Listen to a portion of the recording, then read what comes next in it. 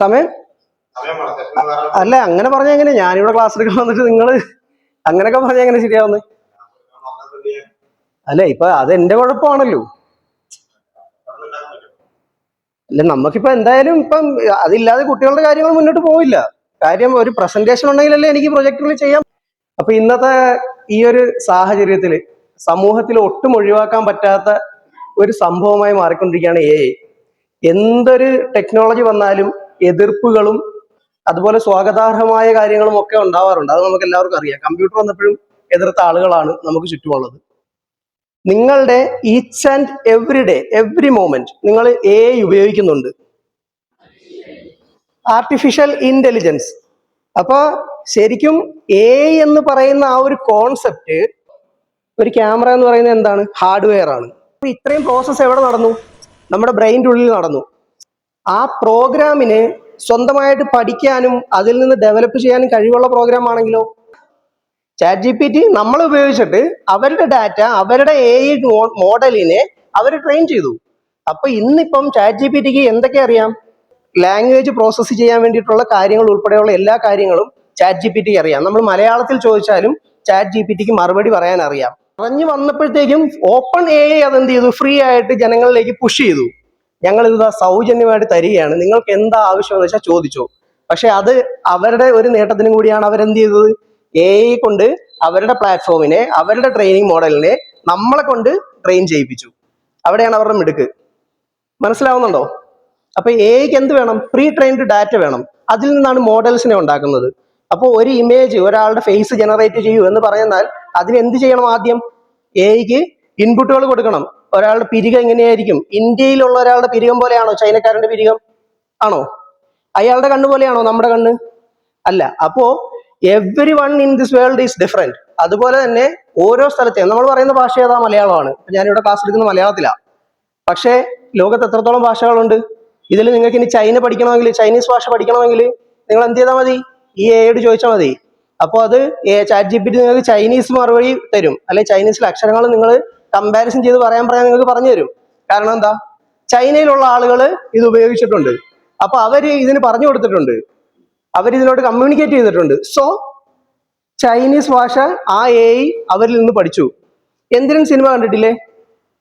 Enthiran cinema just an example. അത് ഞാൻ ആ ഒരു ഇതിൽ പറഞ്ഞെന്താ? Just an example. അതിൻ്റെ അകത്ത് ഒരു ചിപ്പ് മാറ്റി വെച്ചപ്പോഴത്തേക്കും അവന്റെ സ്വഭാവം മാറിയല്ലേ? നമ്മളെല്ലാവരും കണ്ടതാണ്. ചിപ്പ് മാറ്റി വെച്ചപ്പോൾ സ്വഭാവം മാറി. അതുപോലെ ഇമോഷൻസ് കൊടുത്തു. അപ്പൊ ഇതിനെല്ലാം എന്തിനാണ് ചെയ്തത്? ഈസ് ലെസ് ജസ്റ്റ് ഒരു മെഷീൻ ആയിരുന്നു. ആ മെഷീൻ ഇമോഷൻസ് വന്നു. അവിടെ എന്താ സംഭവിക്കുന്നത്? ഇവിടെയെല്ലാം ഇന്റലിജൻസ്, മെഷീനിനെ മനുഷ്യനെ പോലെ ചിന്തിക്കാനുള്ള കഴിവ് കൊടുക്കുന്ന പ്രോസസ്സിനെയാണ് നമ്മൾ എന്ത് പറയുന്നത്? ആർട്ടിഫിഷ്യൽ ഇന്റലിജൻസ് എന്ന് പറയുന്നത്. നമ്മളിവിടെ ഏറ്റവും വിവാദമായിക്കൊണ്ടിരിക്കുന്ന, അല്ലെങ്കിൽ ഏറ്റവും കൂടുതൽ ആളുകൾ ഭയപ്പെട്ടുകൊണ്ടിരിക്കുന്ന ഒരു കാര്യം എന്താ? ക്യാമറ റോഡിൽ അല്ലെ? AI ക്യാമറാസ് ആണ്. AI ക്യാമറയോ? അതെന്താ സാധനം എന്ന് ചോദിക്കുന്നു. കാരണം എന്താ? ഹെൽമെറ്റ് വെക്കാതെ പോലെ ഐഡന്റിഫൈ ചെയ്യുന്നു, ബെൽറ്റ് ഇടാതെ പോലെ ഐഡന്റിഫൈ ചെയ്യുന്നു, 3 പേരെ കയറ്റിപ്പോയാൽ ഐഡന്റിഫൈ ചെയ്യുന്നു. ഇതിന്റെ എല്ലാം പിന്നിൽ എന്താണ്? കൊടുത്തിരിക്കുന്ന പ്രോഗ്രാമാണ്. അപ്പൊ യഥാർത്ഥത്തിൽ മെഷീനെയും മനുഷ്യനെ പോലെ മെഷീനെ ചിന്തിക്കാൻ പ്രേരിപ്പിക്കുന്ന പ്രോഗ്രാമുകൾ ഡെവലപ്പ് ചെയ്യുകയും ആ പ്രോഗ്രാമുകൾ സ്പെഷ്യലൈസ് ചെയ്തുകൊണ്ട് സെർവറുകൾ, വലിയ ഹൈ എൻഡ് സെർവറുകൾ, ഭയങ്കര പവർ കൺസപ്ഷനും ബാക്കിയുള്ള കാര്യങ്ങളും വരുന്ന സെർവറുകളിൽ ആ കോഡ് റൺ ചെയ്യാൻ നമ്മളെ അനുവദിക്കുകയും ചെയ്യുന്ന പ്ലാറ്റ്ഫോമുകളാണ് AI ടൂളുകൾ. AI എന്ന് പറഞ്ഞാൽ ഏറ്റവും ചുരുക്കത്തിൽ പറഞ്ഞാൽ ഒരു മെഷീനെ മനുഷ്യൻ എങ്ങനെ ചിന്തിക്കും അതുപോലെ ചിന്തിക്കാൻ പ്രേരിപ്പിക്കുക, അതുപോലെ ചിന്തിക്കാൻ പഠിപ്പിക്കുക. അതുപോലെ നമ്മൾ തൊട്ടാൽ നമ്മൾ തൊടുന്ന എങ്ങനെ അറിയുന്നത്? എങ്ങനെയാ? നമുക്കൊരു ന്യൂറൽ സ്കീമയുണ്ട്, നമുക്കൊരു ന്യൂറൽ സിസ്റ്റം ഉണ്ട്. അപ്പൊ ആ ന്യൂറൽ സിസ്റ്റം ഒരു ഡാറ്റ പ്രോസസ്സ് ചെയ്ത് നമ്മളുടെ തലച്ചോറിൽ എത്തിച്ചു കഴിയുമ്പോഴാണ് നമ്മൾ അറിയുന്നത് നമ്മൾ ഇവിടെ തൊട്ടു. അപ്പൊ അതിന് ഇലക്ട്രോണിക്കലി എന്തുണ്ട്? സെൻസേഴ്സ് ഉണ്ട്. ആ സെൻസേഴ്സ് വെച്ച് തൊട്ടാൽ അത് ഈ സിസ്റ്റത്തിന് മനസ്സിലാകണമെങ്കിൽ അവിടെ ഒരു സോഫ്റ്റ്വെയർ വേണം. അങ്ങനെ ഈ ഹാർഡ്വെയറിനെയും സോഫ്റ്റ്വെയറിനെയും പരസ്പരം ട്രെയിൻ ചെയ്ത് അത്രയും ഡീപ്പ് ലേണിങ്ങുകൾ ചെയ്ത് മെഷീൻ ലാംഗ്വേജിൽ ഇതിനെല്ലാം എഴുതി അത്രയും മനോഹരമായ രീതിയിൽ ഒരു ഔട്ട്പുട്ട് എടുക്കുമ്പോഴാണ് AI ആവുന്നത്. ഞാൻ ഈ പറഞ്ഞ കാര്യങ്ങളിൽ നിന്ന് എന്താണ് AI എന്ന ഒരു ഏകദേശ രൂപം കിട്ടിയോ? മനസ്സിലായോ? അപ്പൊ എന്താണ്? വളരെ സിമ്പിൾ ആയിട്ട് ഒന്ന് പറഞ്ഞേ. ഞാൻ പറഞ്ഞത് മനസ്സിലായെന്നൊന്നും അറിയണമല്ലോ, ഒന്ന് പറഞ്ഞേ. എന്താണ് AI എന്ന്? ഞാനിപ്പോ എന്താണ് AI എന്ന് പറഞ്ഞേ? അത് തന്നെ. അത് എങ്ങനെയാണ്? എന്താണ്? പിന്നെ ഒരാള് പറഞ്ഞു കൊടുക്കണം, അത് ഒരു സോഫ്റ്റ്വെയർ, ഒരു പ്രോഗ്രാം ഒക്കെ വേണം അതിന്റെ ബാക്കിൽ വേണം. അപ്പൊ അതിലെ യഥാർത്ഥ കണ്ടന്റിലേക്ക് വന്നില്ല. ഞാൻ പറഞ്ഞത് എന്താണ്? മനുഷ്യനെ പോലെ ചിന്തിക്കുവാൻ മെഷീനെ പ്രേരിപ്പിക്കുക, മെഷീനെ പഠിപ്പിക്കുക.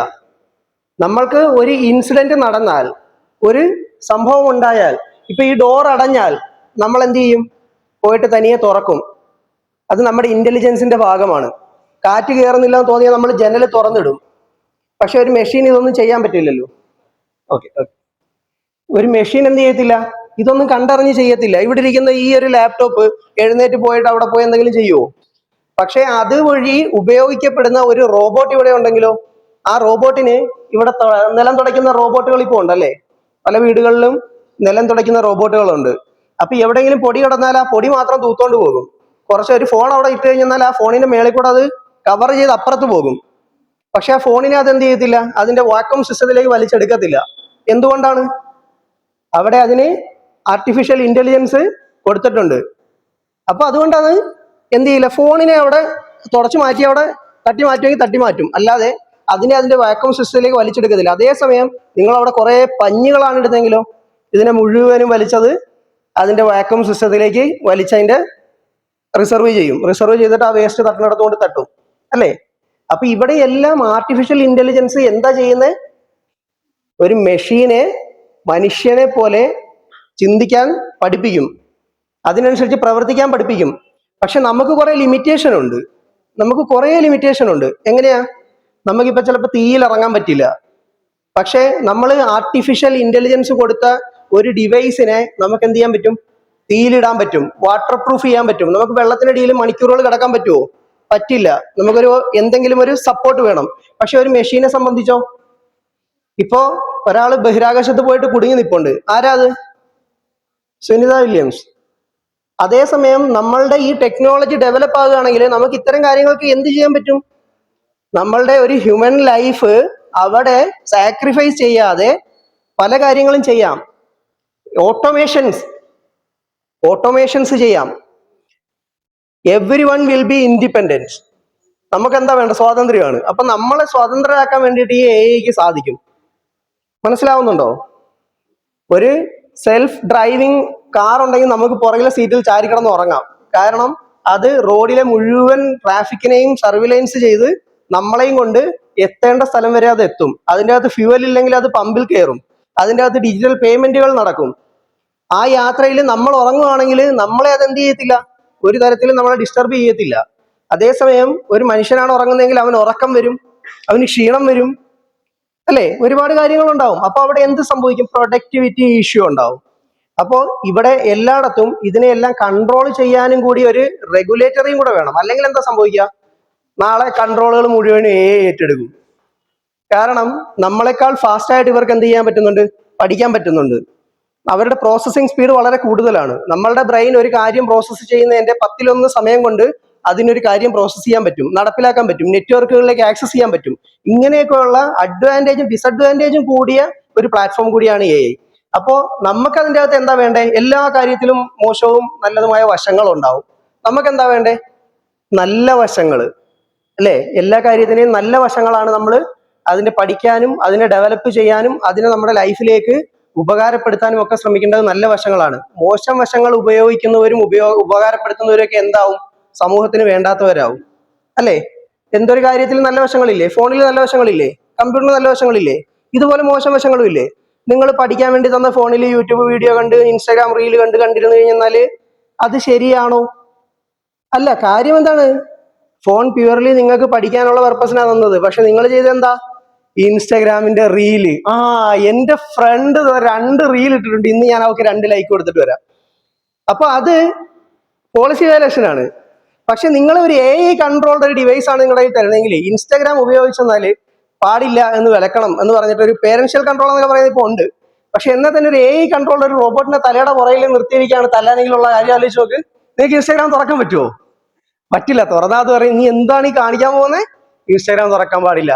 എന്റെ റൂൾ ലിസ്റ്റിൽ നിനക്ക് ഇൻസ്റ്റാഗ്രാം തുറക്കാനുള്ള പെർമിഷൻ ഇല്ല. മനസ്സിലാവുന്നുണ്ടോ? അപ്പോൾ അങ്ങനെ റൂൾ ലിസ്റ്റും അതിന്റെ ഇന്റലിജൻസും എല്ലാം മെഷീനിനെ മനുഷ്യൻ പഠിപ്പിച്ചു കഴിയുമ്പോൾ ആ മെഷീൻ നമുക്ക് വേണ്ടി സെർവ് ചെയ്യും. എന്തിലെല്ലാം? ഞാൻ നേരത്തെ പറഞ്ഞ പോലെ സെൽഫ് ഡ്രിവൺ കാറുകൾ വരും, സ്വയമായിട്ട് ഡ്രൈവ് ചെയ്യും, സ്വന്തമായിട്ട് ഓപ്പറേഷൻ ചെയ്യാൻ പറ്റുന്ന റോബോട്ടുകൾ വരും. ഒരാൾക്കൊരു ഡിസീസ് വന്നാൽ ആ വരുന്നതിന് മുമ്പ് അയാളുടെ ജനറ്റിക് ഡിസോർഡർ ആണെങ്കിൽ പോലും, എന്ന് വെച്ചാൽ നമ്മൾ ജനിക്കുമ്പോൾ തൊട്ടേ നമ്മുടെ ഫാമിലി പരമായിട്ട് അല്ലെങ്കിൽ പൂർവ്വ തലമുറയിൽ ഉണ്ടായിരുന്ന ആളുകൾക്കുള്ള പ്രശ്നങ്ങൾ നമ്മളിലേക്ക് എന്ത് ചെയ്യും? ജനറ്റിക് ഡിസോർഡർ ആയിട്ട് വരാം. അതിനെ വരെ ഈ ട്രീറ്റ് ചെയ്യാൻ എന്തിനു പറ്റും? എയിലെ ആ ഒരു ഹെൽത്ത് കെയർ ഡിപ്പാർട്ട്മെന്റുകൾ ഡെവലപ്പ് ആകാൻ പറ്റും. നേരത്തെ പറഞ്ഞ പോലെ അങ്ങോട്ടേക്ക് ആളുകളെ വിടാം, മേളിലേക്ക്. രണ്ട് രീതിയിലും വിടാം അല്ലെ? രണ്ട് രീതിയിൽ എയെ മിസ്യൂസ് ചെയ്താൽ മറ്റൊരു രീതിയിൽ വിടാം. നമ്മുടെ യന്ത്രനിൽ കണ്ട പോലെ റെഡ് ചിപ്പ് ഇട്ടപ്പോൾ പറ്റിയതുപോലെയും പറ്റാം. അല്ലാതെ അങ്ങ് ഉയരങ്ങളിലേക്ക്, നമ്മൾക്ക് എത്താൻ പറ്റാത്ത സ്ഥലങ്ങളിലേക്ക് ഇതുപോലുള്ള റോബോട്ടുകളെ നമുക്ക് വിന്യസിക്കാം. ഇതിനെല്ലാം റോബോട്ടിക് എന്ന് പറയുന്ന ഒരു ശാഖയും കൂടി ഇതിന്റെ അകത്ത് എ ഡെവലപ്മെന്റിൽ വരുന്നുണ്ട്.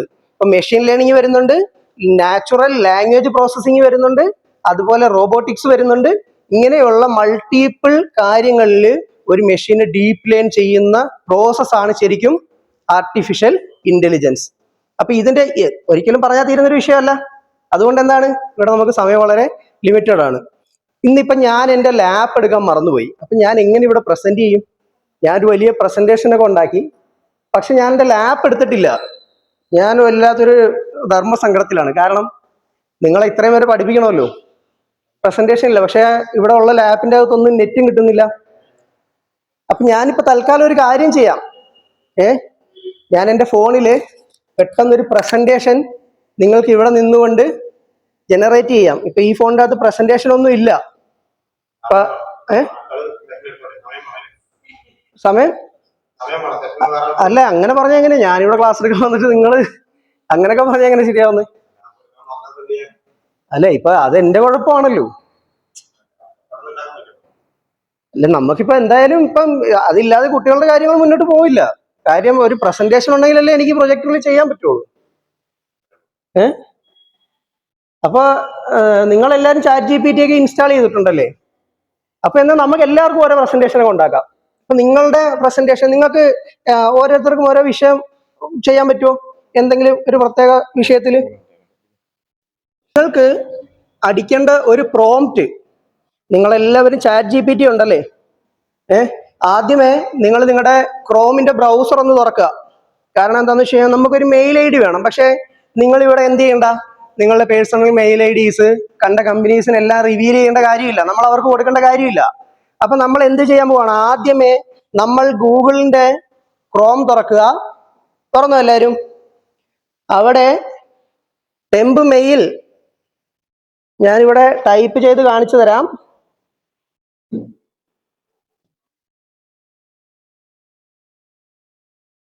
കണ്ടോ? അഡ്രസ് കണ്ടോ? tempmail.org എന്നൊന്ന് ടൈപ്പ് ചെയ്യുക. അപ്പോൾ നിങ്ങൾക്ക് അവിടെ ഒരു മെയിൽ ബോക്സ് വരും, ഒരു ബ്രൗസറിൽ ഒരു മെയിൽ ബോക്സ് വരും. വന്നോ എല്ലാവർക്കും?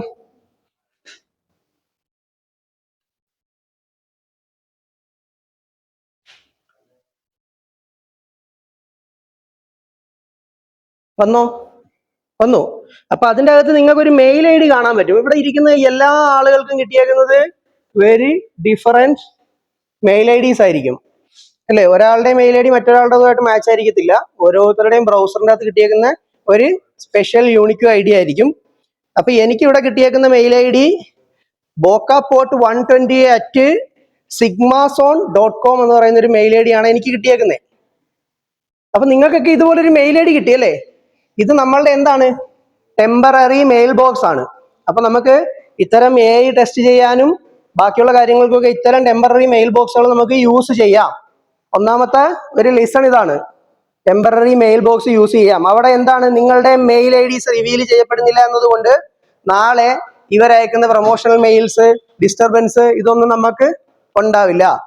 അപ്പൊ ഇനി ആ മെയിൽ ID താഴെ തന്നെ ഒരു ബട്ടൺ ഉണ്ട് കോപ്പി ചെയ്യാൻ. അത് കോപ്പി ചെയ്താൽ ഇപ്പൊ ചാറ്റ് GPT നിങ്ങൾ എല്ലാവരും സെറ്റാക്കി വെച്ചിട്ടുണ്ടല്ലോ. അപ്പൊ നമുക്കൊരു പ്രോംപ്റ്റ് ഇവിടെ കൊടുക്കാം.